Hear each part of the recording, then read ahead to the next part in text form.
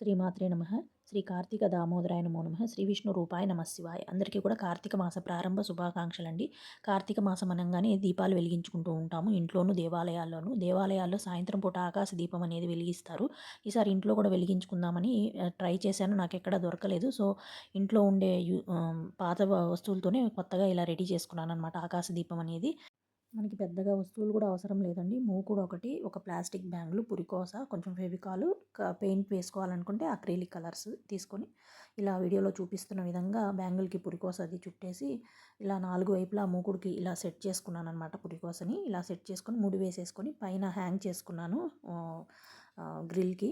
So, ఇలా ready చేసుకొని first try చేశాననమాట. చక్కగా సెట్ అయిపోయింది. సో, చక్కగా సాయంత్రం స్నానం చేసేసుకొని శివుడికి అభిషేకం అది చేసుకొని ఇంట్లో దీపారాధన చేసుకొని తర్వాత తులసమ్మ దగ్గర ఇంకా ఆకాశ దీపం వెలిగించేసి తర్వాత బయట దీపాలు కూడా పెట్టుకున్నాను గుమ్మం దగ్గర. ఈ ఐడియా నచ్చితే మీరు కూడా ట్రై చేయండి. Thank you.